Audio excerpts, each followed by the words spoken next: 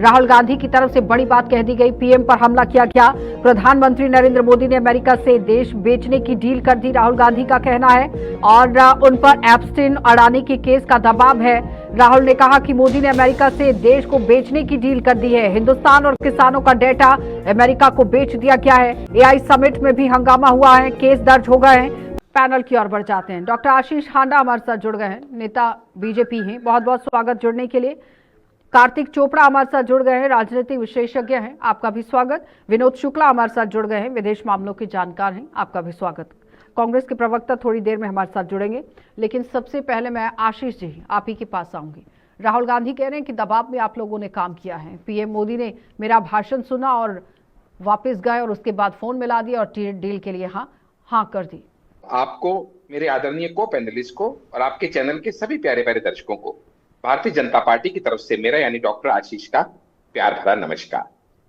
आशा जी, मैं थोड़ा समझ नहीं पाया आपने किसके बारे में बात करी। मुझे लगा कि शायद आप राहुल गैंडी के बारे में बात कर रहे थे, क्योंकि थोड़ा कंफ्यूजन है। आज तक लोगों को समझ नहीं आया कि वो राहुल गैंडी है या राहुल गांधी है। ये भी नहीं समझ में आता कि वो इंडियन है या ब्रिटिश पासपोर्ट होल्डर है। ये भी समझ में क्यों नहीं आता, क्योंकि जिस पार्टी को वो रिप्रेजेंट करते हैं वो पार्टी ही किसी इंडियन द्वारा बनाई गई नहीं है। नेता प्रतिपक्ष हैं आशीष जी। जिस माता के वो, जी मुझे मालूम है, जिस माता के वो सुपुत्र हैं वो भी बाय बर्थ इंडियन नहीं है।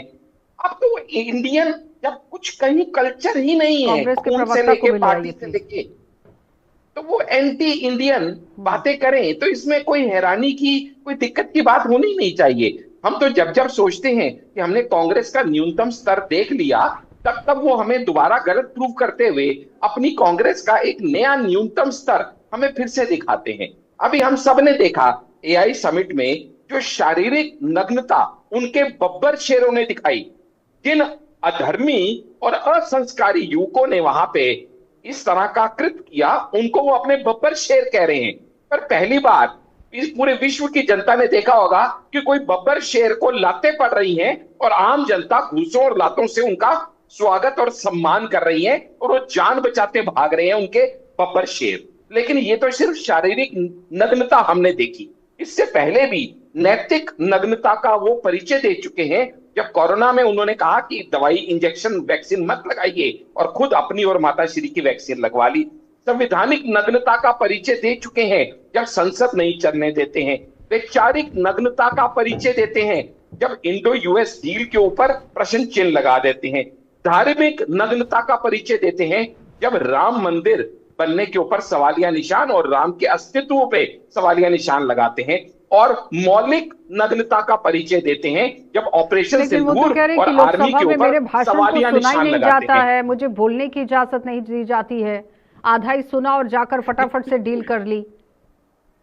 आशा जी, मुझे यकीन है आपने जरूर राहुल गांधी का संबोधन पार्लियामेंट में सुना होगा, जब वो बजट सेशन पे और प्रेसिडेंट के संबोधन पे अभिवादन के लिए खड़े हुए थे। 40 मिनट का उनको टाइम दिया गया, लेकिन उस तो बजट सेशन में नरवने की बात जो कर रहा था वहीं पर मुझे रोक दिया गया, उससे आगे बढ़ने नहीं दिया गया। सुन तो आशा जी, सुन तो लीजिए। 40 मिनट वो अनइंटरप्टेड बोले, ये ऑन रिकॉर्ड है, आप चेक कर सकती हैं गूगल पे या संसद की कार्रवाई के टेलीकास्ट में। लेकिन उस 40 मिनट में वो 4 मिनट भी बजट पे नहीं बोले। वो किसके ऊपर बोले? जूडो पे, कराटे पे, चोक पे और पता नहीं मार्शल आर्ट्स पे। उन्हें खुद को समझ नहीं आता वो क्या बोलते हैं, क्या समझने। एक नॉन सीरियस पॉलिटिशियन है जो कि एक सीरियस ड्रामेटिस्ट बन चुके हैं।